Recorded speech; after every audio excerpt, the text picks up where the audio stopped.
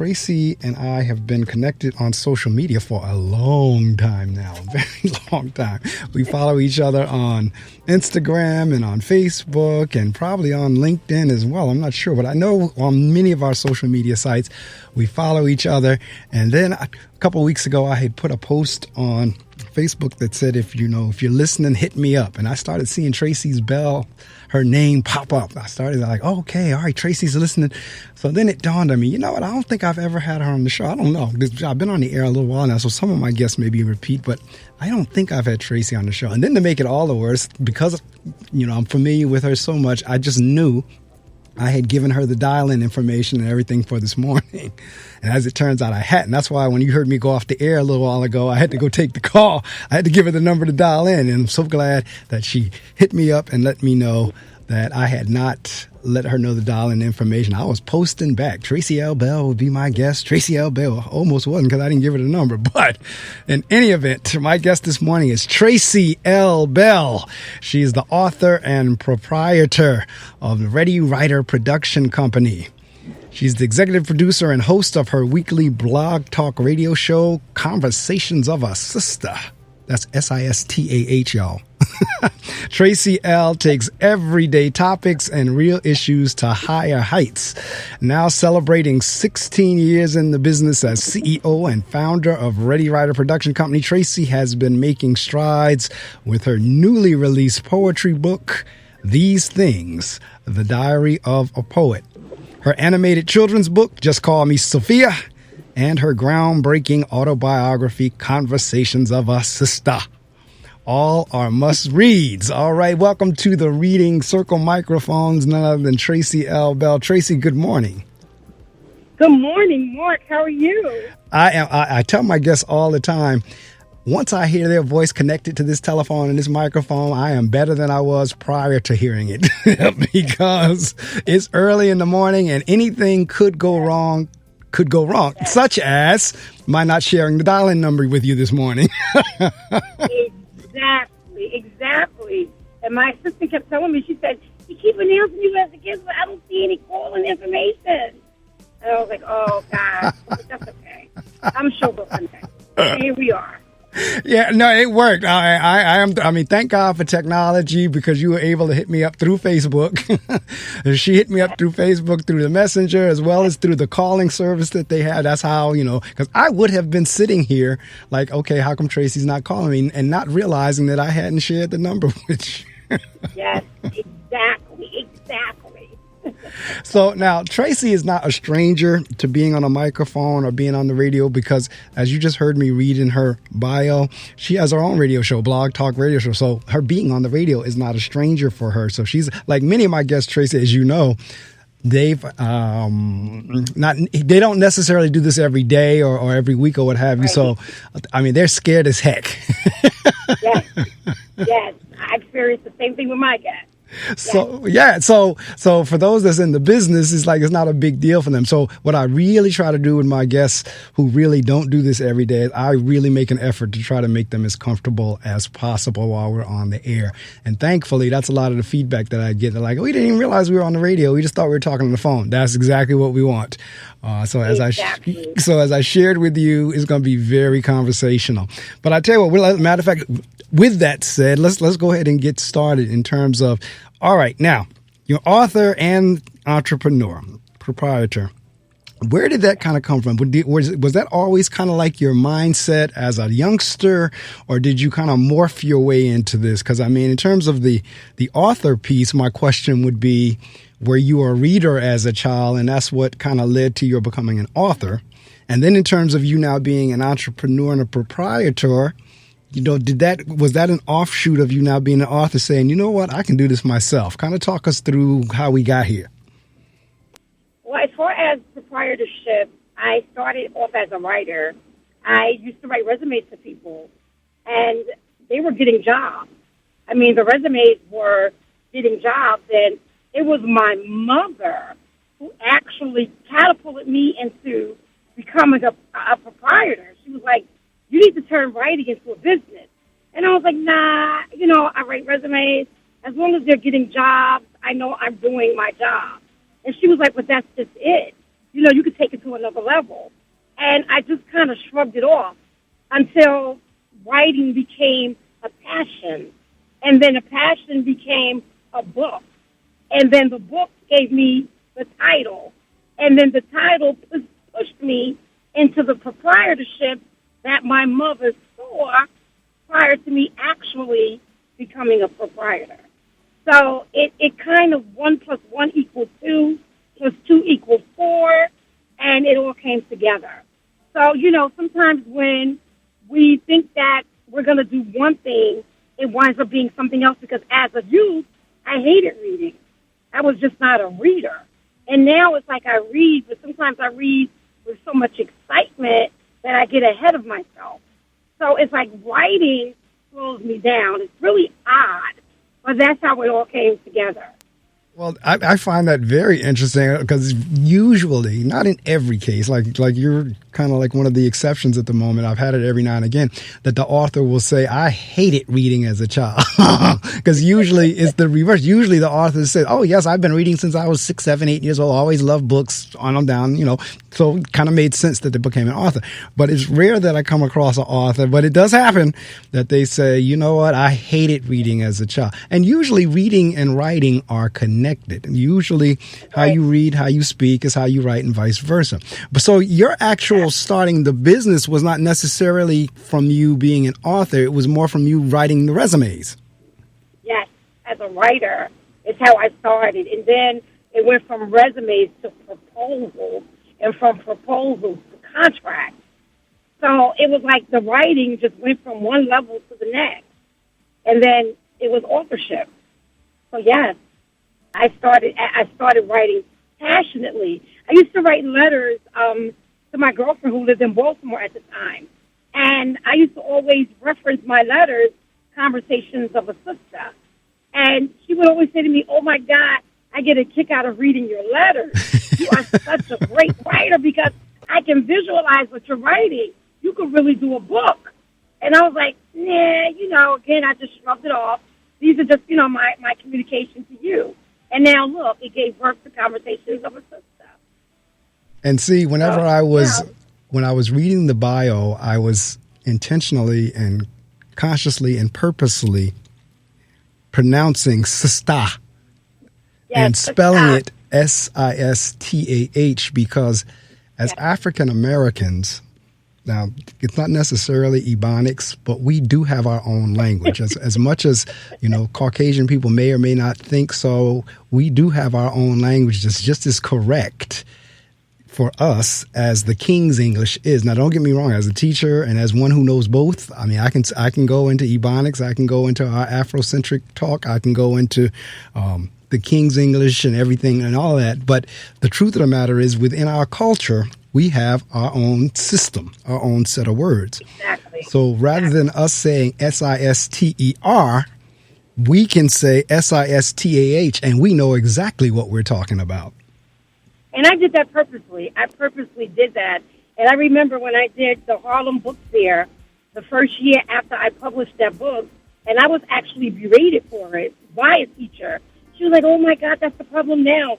We as black people, we like to use Ebonics. And I said to her in my writing, I'm very artistic. And that's why I purposely spelled it Sistah, because I wasn't talking about my Sister. I was talking about my Sistah, because that might be my next door neighbor.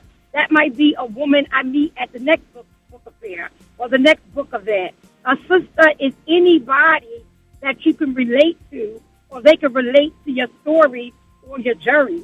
So this is why I purposely use Sistah, because it goes across not just, my demographics or nationality, but across all. Absolutely. No, quite. And see, I appreciate that, because, and I'm an educator, and, I have a master's in communications, but I get it. I have a friend who just literally received her PhD, her doctorate in African linguistics. In other words, African American linguistics. I got to say the word correctly. And what we're talking about is exactly what her dissertation was about. Like, and I know this happens. I mean, and I have this conversation all the time because, as I said, you have to be able to do both, because this is my issue. And I kind of understand where your teacher was coming from, but she needs to understand you got to be able to go more than one way. To be able to speak in that particular dialect or that language or linguistic, if you will, is the same as if you were learning Spanish or Russian or German or whatever. It's just a matter of going, so when I'm in this situation, I will speak the King's English, if you will, or European English. If I'm in that situation, if I'm talking to my boys on the block, I may be talking Ebonics or either talking African-American slang or what have you. But the truth of the matter is, so whenever you go, like what will happen with us when we get around each other, if we talk quote unquote properly or correctly, unfortunately, this statement will come out, oh, you talk white. Yes. And that burns me to a crisp. Yes. I get that all the time as well. Right. Because in my mind, there's no such thing. Just like if you do something in its proper manner, it's proper. It's not associated with a race. If you do something correctly. So if I am talking, and I keep calling it the King's English only because it's the European language, what have you. If I'm talking that and I'm talking it correctly, that doesn't make me sounding white. Now, at the same time, I can now shift into sister. Yo, sister, what's up? Yo, man, what it be like? Yo, homie, ha, whatever the kids say in the day. Yo, that's my whatever. You know, but there is a correctness to that as well. That's my point. That there's a correctness in that language also. So when I saw the title of your radio show as well as the book, I had absolutely no problem with it whatsoever. Matter of fact, it leaped right up at me. Oh, wow.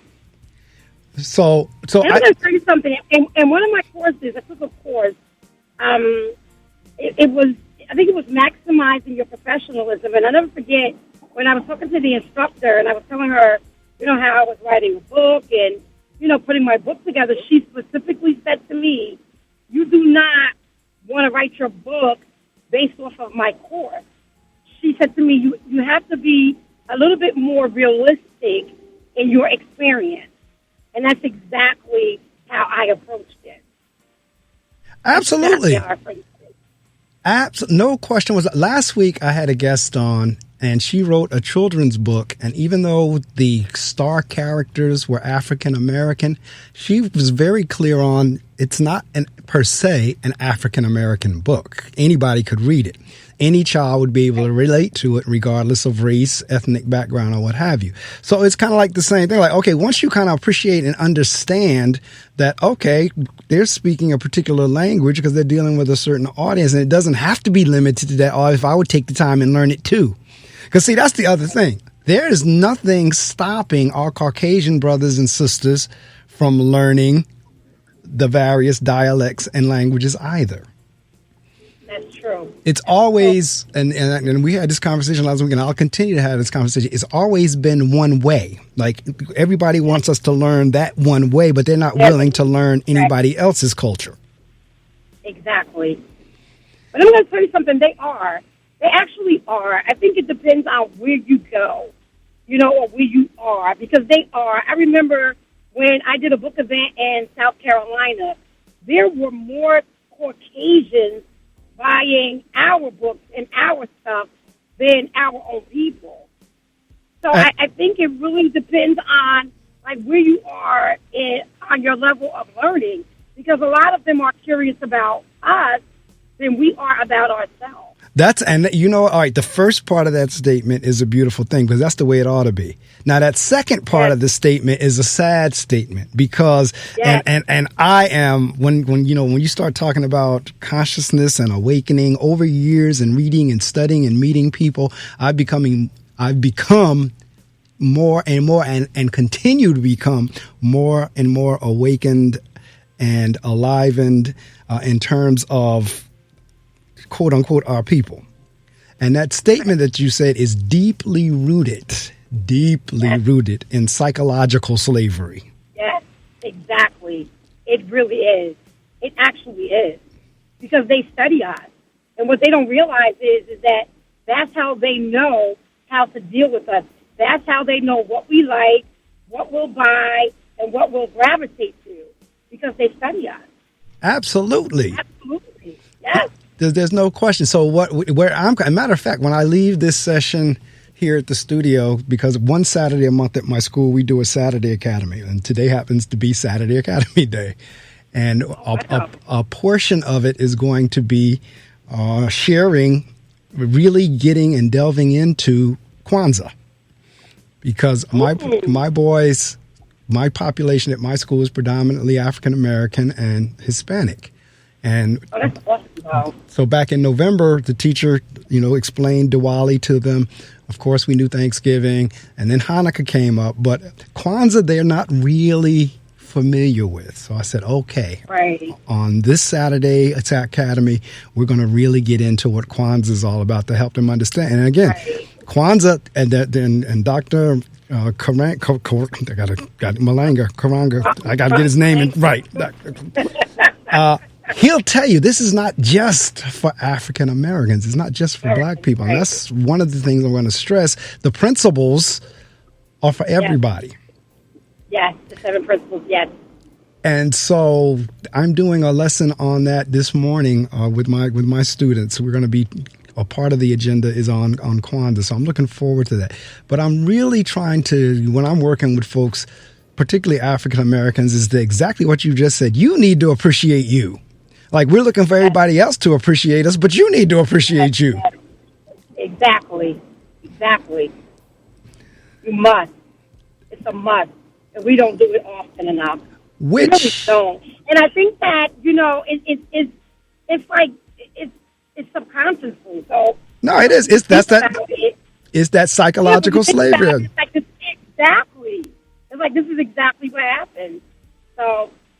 No, it really is. Which brings me to my next point. The fact that as an African-American woman, you're a business owner. Because that in and of itself and thankfully we're seeing more and more of it. But, again, over time, that wasn't something that was always seen either, that you had, an African-American female who owned a business. Exactly. Much less one dealing with writing and reading. Exactly. You know how that was rare.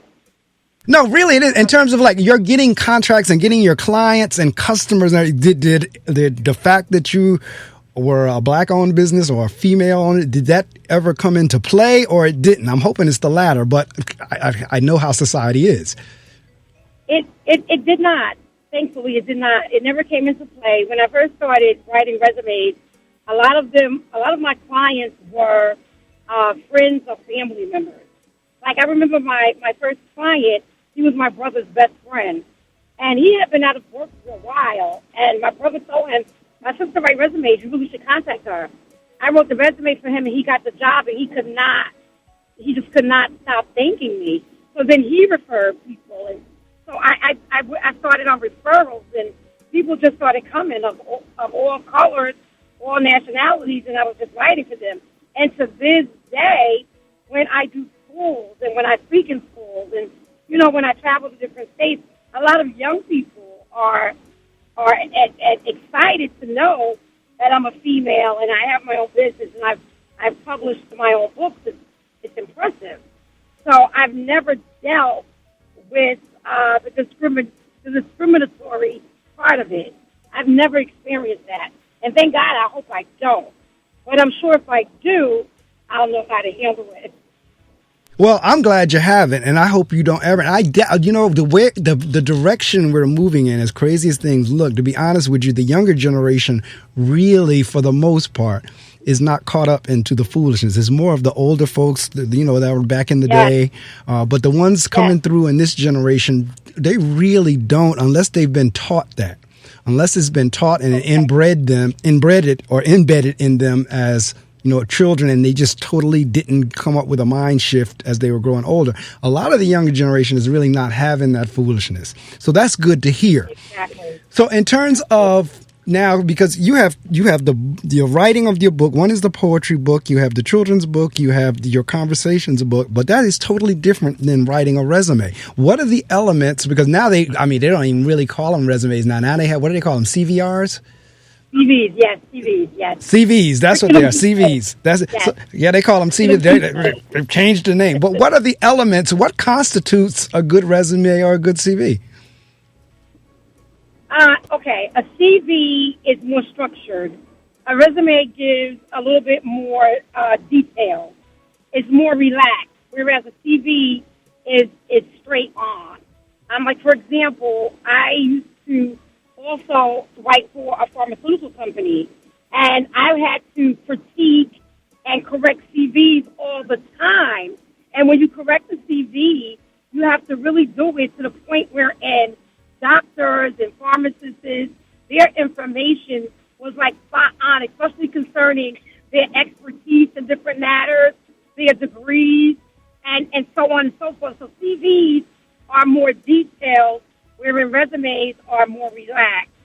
As far as writing, it's very different because when you're writing a CV, you're giving a person's history as well as with a resume. But with a resume, I think it's more historical, and with the CV, it's more structured, if that makes sense. It does. Now, for those of you in the listening audience, I know what the letter stood for, but I looked it up just to make sure I'm sure. Okay, and that's that beauty of Google. But in any event, because, I actually, and I looked at it and said, yeah, I was right. CV stands for curriculum vitae. That's what the C and the V stands for, curriculum vitae. And I'm looking at the definition, and it says, is Latin for course of life. In contrast, resume is French for summary. Both CVs and resumes are tailored for the specific job company you are applying to. Exactly. So a CV has to speak more to the person's education as far as their expertise. This is why I would review them, update them, and write them for doctors and pharmacists. Whereas a resume is more of a summary of your profession. So that's the difference between the two. So what is the because it's like I read. I mean, that's like I said, I have a degree in community. But when it comes down to writing resumes, and I know I'm not alone. That's why a person like you is in business. We struggle with putting together a resume. What is like the formula for the resume that gets the prospective employer's eyes? Oh, I can't tell you that. I can't tell you that. That's like giving away my secrets. But I'll give you a hint. I'll give you a hint. When I pick up a resume and I'm looking at a resume or I'm going to write a resume, I envision what I want to see on that resume based upon the person's expertise. So let's say, for example, if you were a carpenter, I am going to choose language that is going to make the person reading that resume, you're going to read it and it's going to pop based upon the words that I choose. They're not standard, they're not typical, but I try to make the language and the sentence pop. And I do that by not writing it ordinarily. I'm very creative, so I like to always keep that creativity in mind when I put a pen to paper or a keyboard to type. So that's where the writing of books, poetry books, kids, that's where they two kind of, they meet. That's where the apex is. Yes, exactly, which is why I'm called the ready writer. I'm always ready to write. All right now. And it matches my conversation. Because a lot of times I can be having a conversation, I'm big on conversations, with people, and I have a thought based on my words, and I'm ready to write. So that's why the motto is, my tongue is the pen of a ready writer, because I can write it just as quick as I can speak it. All right now. If you have just joined us, my guest this morning is Tracy L. Bell, and we're talking about the fact that she is an author as well as she's an entrepreneur. She owns a business. She owns her own business, and her business is writing. And we were talking about the fact that she writes resumes that actually get folks jobs, because that's the whole point of the resume, is to, if nothing else, it piques the curiosity of the prospective employer to at least call you in, to say, come in for the interview. I read this in your resume. I saw this on your resume. I was interested in that. I wanted to talk to you a little bit more about it. That's the job of the resume. And then as you sit there, for those of us, as we sit in interviews, and those of us who interview, because I had the opportunity to interview employees as well, you're looking over that resume as you're talking. You might develop your questions based on what that resume is telling you. So Tracy writes resumes for folks. Now, let me ask you this question in terms of that, because the jury's always out in terms of whether or not you ought to write it yourself or have a professional such as yourself write it for you. And I know your thoughts would be biased because that's what you do, but that's always kind of like the dialogue or the dilemma, depending on which book you read, or which expert you're listening to. Some will say, no, you ought to write it yourself. Others say, no, you need to have it professionally done. What are your thoughts on that, one way or the other? And given that that's what you do, I'm gonna be honest with you. I'm not biased about it at all. I think that there's nothing wrong with writing your own resume. I think that there's the only difference between a resume and a professional resume is spell check. You want to make sure everything is spelled correctly, because if anything is misspelled on a resume, that is automatically a turnoff. There's no wrong or right way to write a resume. The only right way to write a resume is to pique the interest of the person that's reading the resume. Gotcha. I used to always get that. Even when I was in college, when I was in school, people would say, oh, you should have it professionally done. But guess what?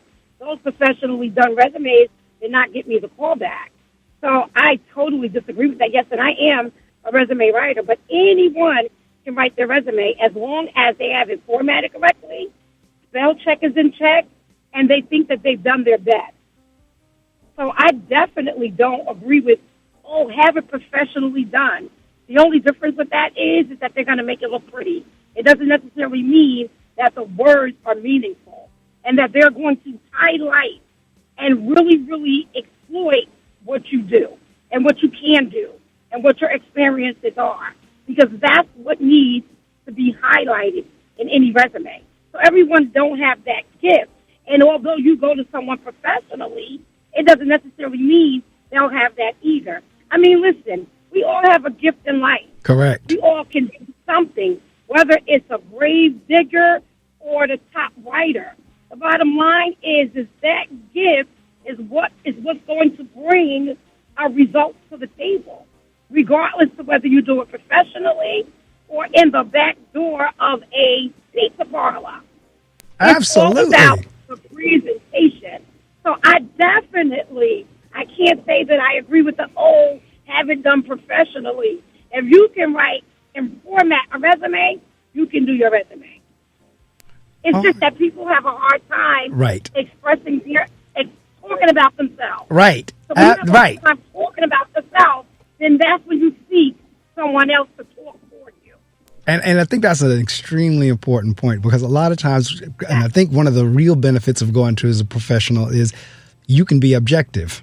Like, you may not know me from Adam's house cat, but if I say, okay, these are all the things I've done, these are some of my awards, yada, yada, yada, you can now put it in a way that I might not do it because I'm being modest. Right. Correct. So that makes perfect sense to me. Now I'm going to shift gears on you, because that's the professional side, that's the business side, and clearly the creative side crosses into that. But now I do want to talk a little bit about now your books and your radio show. I want to talk a little bit about that, because we have now, which came first? And because you talked about, you wrote letters to your girlfriend, which, now that's another thing. That's a whole nother topic. That's the beauty of this show. Like, we can go like on any tangent we want. I'm not tied to a question sheet. But the fact that you said you write letters, I mean, that is a lost art today in 2020 for most, not everybody, but for most. That's a lost art, because everything is done electronically, whether it's on the computer, whether it's texting, whether it's keyboard, but to literally sit down and write a letter. And I remember as a kid, my cousins lived in Virginia. We would write each other back and forth, because that was before computers. That was before all of this. We would take pen to blue line paper and fold it up and put it in an envelope, address it, put a stamp on it. As a matter of fact, I can still remember the zip code, 24592. That was the zip code in the area of Virginia. And my cousins, we would write each other. But over time, that I laugh because I get one Christmas card every year now. It's from my cousin who happened to be in that same area of Virginia that I was just talking about. She lives in Maryland now. And every year I can count on that one Christmas card coming is hers. She is a diehard. She refuses to get into the electronic card. She sends the card signed with her name in it. But I'm saying all that to say, and it's my long way of saying, writing back and forth such as that is a lost art. So the fact that you were doing that and whoever you were writing to loved it and said, you know what, these are conversations or what have you, that's where it all kind of kicked off. So which was first? Was it the radio show or the book? It was the book. The book gave birth to the radio show. Gotcha. What happened was I sent my book was critiqued by a Blog Talk Radio person in Mississippi, and he had a Blog Talk Radio show, and he kept saying to me, your book is fire. Your book is awesome. You really have great conversations. You have great dialogue. It really should be a Blog Talk Radio show. Well, I didn't see it. I couldn't see it. And because I have a blog, I even queried my blog listeners. I went on, I wrote a blog. What do you think? Do you think I should do it? And they were all like, yes. So now to this day, over my 1,500 blog readers and listeners, they still follow me. They're still avid listeners. But they all know that the book gave birth to the Blog Talk Radio show, Conversations of a Sister, because that's exactly what it is. It's Conversations of a Sister. And this sister has different conversations every week. Right. And that's the premise of the radio show. So when you say Conversations of a Sister, are the conversations privy to just women, or are they privy to life, or are they conversations about kind of like whatever comes up? It would be like Conversations of a, or is it the perspective again of the female? If it is perspective of a black woman, is it Conversations of a Sister? Talk to us and tell us a little bit about what is that. Conversations of a Sister is universal. I talk a lot about relationships and dating. And I guess that's because also I'm single. And I know that a lot of my readers and listeners are single. And for those who are divorcees, I cover it all. I cover relationship issues. I cover everyday topics. I cover politics. I cover my passions. I talk about men. I talk about women. I talk with men. I talk with women. I talk with politicians. I talk politics. I talk passion. I talk what's ailing us. I talk what's bothering us. I talk what hurts us. I talk what's killing us. I talk the division. I talk the united. You name it, and we're having a conversation. And that's, that's a beautiful thing. And I tell you, because I've written a blog now for some years. It's called The Critical Thinker. And I always tell people when they ask me what my blog is about, I always give them that Jerry Seinfeld line. And that's kind of like, it's a blog about nothing. I mean, it really is. It's about, what I really do is I'll take something, and I like the way you have there. It takes everyday topics and real issues to higher heights. So I will observe something that to me is like extremely mundane or either extremely overlooked. And then I will write about it to get people to think about it, like something that's totally taken for granted. Like no, I never thought about that until you, till you put that into my attention, till you brought that to my attention. Never thought about this does this that way, or he says this that way. Or so when I do The Critical Thinker, and a lot of times the topics are serious, but every now and again they'll be loony. And so I'm glad to see that it's kind of like everyday topics, and you just listed many of them. Yes, because we're having conversations about everything, Mark. And I'm going to tell you something. My most challenging topic in the past 5 years is, I'll never forget this, the power of the pipe. That was my most challenging conversation, because I was asked to have that conversation by a female who felt like women, after, being intimate with a male partner, their entire attitude changed. The way they did things changed. So she wanted me to come up with a topic around that. and we entitled it "The Power of the Pipe." And is that when you say you mean you mean PIPE, right? Yes. That's what I thought you. At first, I thought you said the power of the mic, meaning the microphone, and then the power. And then when you explained it, you used the power of the pipe. That's like the reverse side of, I guess, being whipped. Yes, exactly. That was a hot conversation. And she said to me, she said, "I see that regardless of what the conversation or the topic is, you're not afraid to address it." And I'm not. And that's good. And that's, I mean, this is my thing. I'm one of those that really am for folks keeping it real. For me, I don't think there's, and I know on this particular station, there's even though we're Brave New Radio, there's still some limits, but we can push it here too. But to me, there is no such thing as a taboo subject. And they're like, I don't understand why, and this is why I guess your title is so relevant in terms of conversation.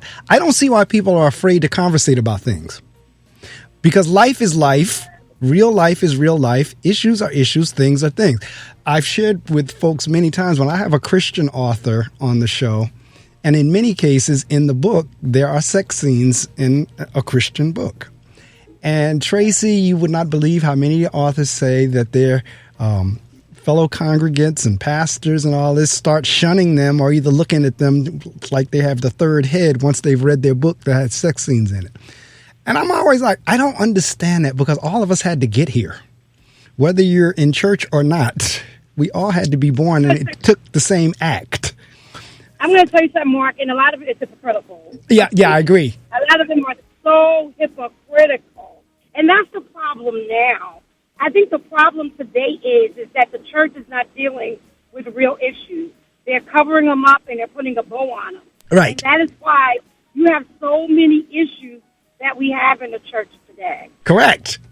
I could not agree with you more, because I was like, let's confront this and take this thing head on. Now, that don't mean you have to be nasty. That don't mean you have to put people down. It doesn't mean you have to be belittling. It doesn't mean any of that. But you cannot get and be able to fix an issue if you don't face it. If you're never willing to talk about it and have some real talk about it, like you said, it's just going to have that little pretty bow on there. That's right. So the fact that you... Right. So the fact that you're willing to go down that road with episodes like that, that's exactly what folks need to hear. Because the thing about, like I said, with the critical thinker, I try to come up with things that people wouldn't think about. But there's a lot of things that people do think about and they just don't say. And finally, when somebody now gives them the opening, like that particular episode might have gave a bunch of folks an opening to start dialoguing. Exactly. And that's what we do. We start conversations of dialogue. But I'm going to tell you something. If you would read my book, Conversations of a Sistah, you would be like, wow. Oh, I intend to. I really see what she means by open, because Conversations of a Sistah is not only open, it's also raw. That's it. But see, and there's, in my mind, I could be wrong, but in my mind, there's nothing wrong with that. I think, now, this was the one thing. I mean, I understand political correctness, but I don't think that we always have to be politically correct. I mean, I don't think, like I said a couple minutes ago, that we need to be nasty with people. I don't think we need to be name calling or just rude or just, you know, I don't think we need to, but whatever the issue is, I think we need to say it. Right. And stop, pussyfooting around, no pun intended. Stop playing around. Stop, beating around the bush. Stop tap dancing. Stop. What is it? Stop hiding. Stop, diverting. Right. Just stop. So whenever you get into when you get into your conversations, that's what you do. So that makes it all the more real with the word sister in there then. Just like it would be brother, the BROTHA. Exactly. I'm actually saving that title for my husband. Me and I have conversations of a brother. That's it. I mean, that makes it up, because what it really is saying is we keeping it real. We're not trying to be proper. We're not trying to be politically correct. This is some real talk here. Exactly. And that's exactly what it was. Even in my letters that I would write to her. And what I would do is I would write her a letter each day. And at the end of the week, I would mail all 5 letters in a brown envelope. And she said that she would read them on the bus, going to work, when she laid down at night. She would save my letters to read them just as if it was a book. So don't make no mistake, because I tell my guests all the time, I generally don't get an opportunity to read books from cover to cover until after the interview. I get to skim them, I get to do the cover, I get to do their bios, but I don't get to go through it from end to end, usually till after the interview. And you can rest and be assured I'm going to read Conversations of a Sistah. Is it in Amazon in electronic format? No, we're not on Amazon in electronic format. It's not on ebook format. Then I'm gonna have to order it, or either you have to send me a copy of something, one way or the other. But I will get a chance. I will get a chance to read it. So, all right. So you get an opportunity in Conversations to get real and raw. But now I see you have the poetry book. So now, because we can get real and raw in poetry too, for that matter. But I mean, is that a different side of you, or is it part of the same? Or because now, when I finish that, we're going to go into the children's book. I'm trying to connect the dots for the audience to see, one, are you intentionally differentiating, or do they all support each other? These things kind of support Conversations because I compile poetry that I've written since I was 13 years old. Okay. And when I was writing poetry at 13, I had a relative one time who said to me, this could really be a book. And I had no idea how I had collected so much poetry throughout the years. And when I went back and I read some of the poetry that I wrote at 13, I thought a lot of it was corny. But I still published it because, you have to have a starting point. There has to be a beginning. So it's like as you read the poetry book, you kind of see the graduation of that because it goes from premature to full-blown mature. So, yes, these things, the Diary of a Poet, is a continuation kind of Conversations of a Sistah because I am also raw with my thoughts and poetry. Gotcha. So many times, and I don't know if this is true, many of the authors, a lot of times writing is a wonderful release or is cathartic. In other words, you get a chance, some things that might be bottled up inside of me, I get a chance to, get it out by putting it down on paper. Same thing. That's what I think, like I said, your Conversations kind of give folks an opportunity to connect with something or release something that, like, hey, wait a minute, I'm not the only one going through this. Exactly. It definitely does that. And writing for me, like right now, if I was to sit down and write somebody a letter, that means that they're in trouble because I actually took how I felt and I put it on paper. And for me, that's very serious because it's like a release. And once you release something, you let it go. Right. Just like I co-wrote a book with someone who was a part of Housewives of Long Island. Mob Wives, I think it was Mob Wives of Long Island. It sounds like it. I written a book with her. Right, and she said to me, when I first started the book with her, Mark, this woman was broken. I'm talking about she had been through so much with her ex-husband, so she had no hope. And I'll never forget when she said to me, I think she said I had 2 nervous breakdowns. And my exact words to her were, when we finish this book, this is going to be your last nervous breakdown. And that is exactly what it was. And when I tell you this woman is in a better place today, she has grown. God has brought her to another level like never before. Like never before. And her book has not even been published. Wow. And she said to me, I don't even know if I want to publish it because I'm so healed from that experience that I don't even think it's necessary. Wow. But God really used you to bring me to that point. No, and for those of you in the listening audience, writing will do that for you. Now, even if we're not necessarily, Tracy nor I are saying that you have to become a published author. However, it would probably behoove you or be to your benefit if you would journal. If you get you now a blank book and just start putting your feelings down on paper. Now, that happened I was going through a very rough time back in 2003, 2004, 2005 during that time. And I think I wound up putting together about 20-some journals. Yes. And it was like that was what was going on inside of me. It was my conversations between me and God, except for I put them on paper. Yes, exactly. Exactly. I'm going to tell you something. They are your conversations between you and God, because if you're putting it on paper, that means you're pouring out your heart. Right. And God sees the heart. God hears the heart. God knows the heart. So that is absolutely correct. In my lifetime, I've gone through 3 or 4 journals myself, because it becomes very necessary. It's very therapeutic. I know it is for me. And yeah, same like here. Once I write it, once I get it out, it's like I'm done with it. I'm done. It's the same here. So now, all right, we have the Conversations of a Sistah, we have the poetry book, and then there's a children's book. Just Call Me Sophia.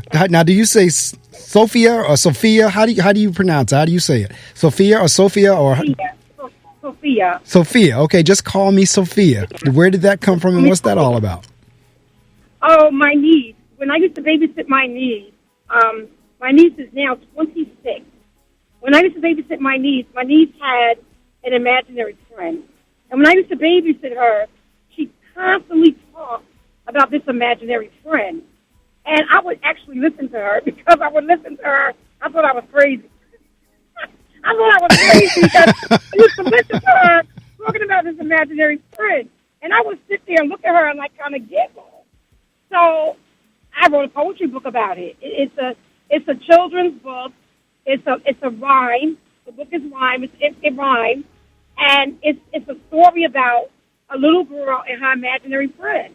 And the imaginary friend's name is Sophia, because my niece's imaginary friend, her name was Sophia, and that's why it's entitled to Call Me Sophia. So she named her imaginary friend and everything. Her friend had a name. Yes. Her friend had a name, Sophia.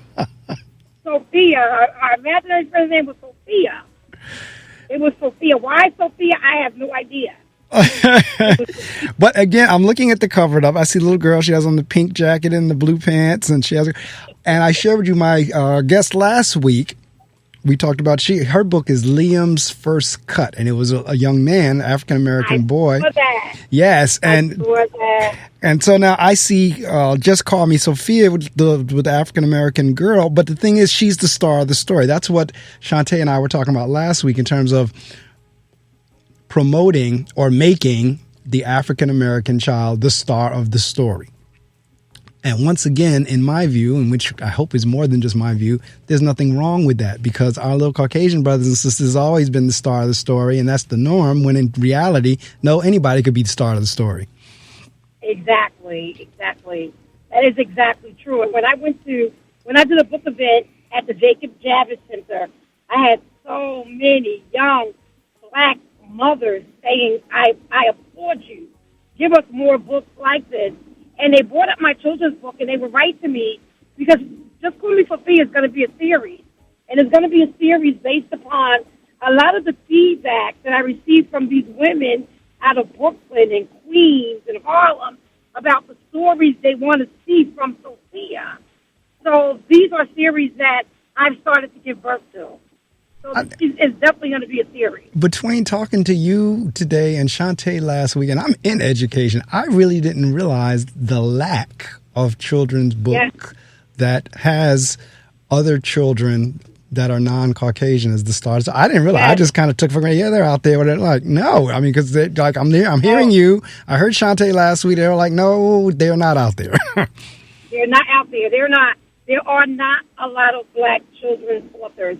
And I did a book event last year in Texas, and I met so many young women who had done a lot of children's books, a lot, because they've heard the call and they've heard the cry, and now everybody's into writing children's books. And everyone has a story to tell, and everyone's story is different, but everyone's story is also very, very interesting. Absolutely. So you'll hear more, definitely. Well, that's good to know.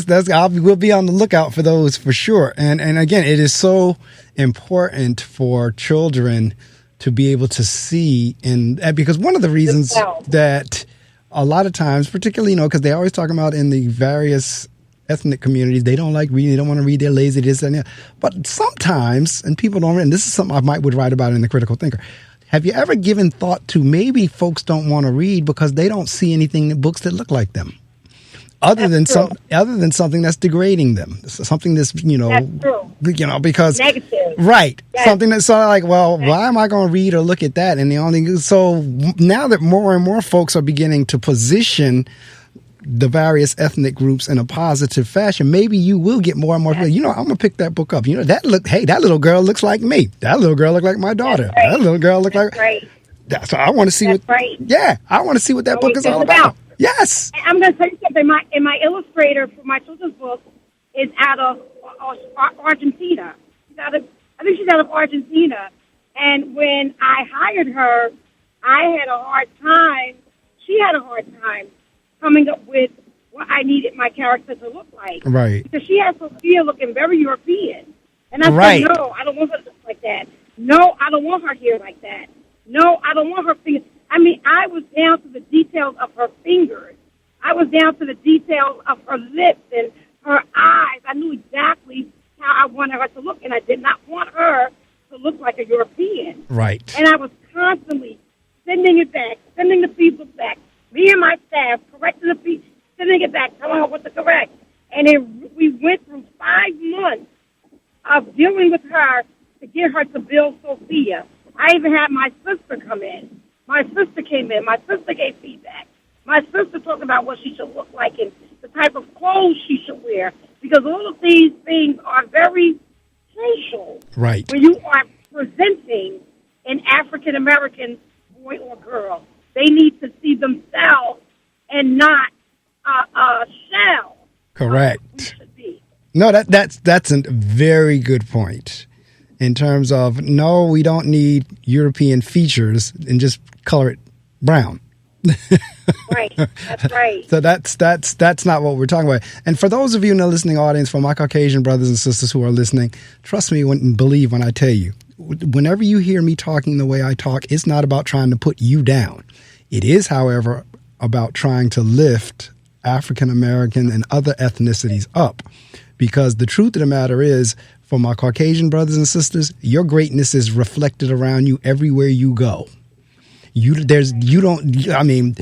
affirmation is everywhere you turn, left, right, up, down. Affirmation of who you are is there. That is not the case with other groups.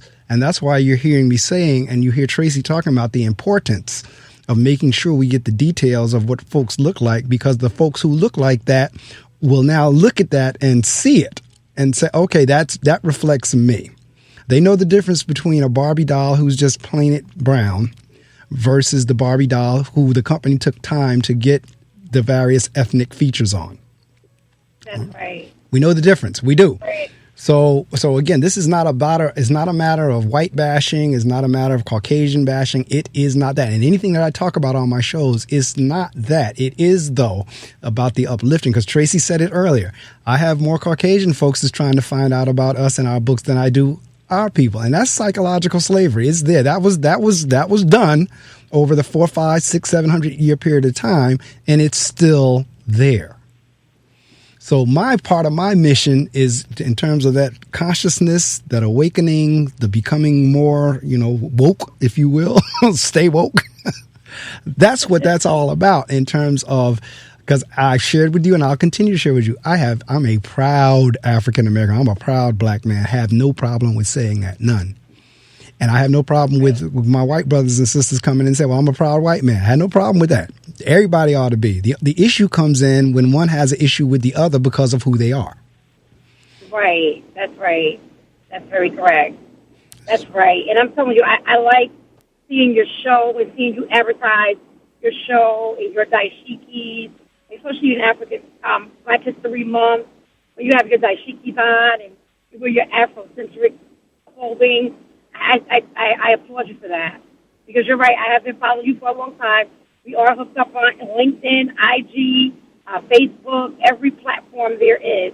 I have been following your show for a long time, and I applaud you for that, and I admire you for that. And I definitely must send you a media package. Oh, no question. Make sure. And thank you. Thank you for that. As a matter of fact, when I go home, even though I'm wearing a fraternity sweatshirt right now, when I go home to teach this lesson on Kwanzaa, I'm getting ready to put on a dashiki. That's what that's what I'm gonna put it on. Now I'm gonna put on the dashiki to teach the Kwanzaa lesson. That's right. That's right. That's right. Teach them. And there's so many books on Kwanzaa today. Yes. So many books on Kwanzaa. My mother is still Kwanzaa and us. So trust me, there's so many books on it.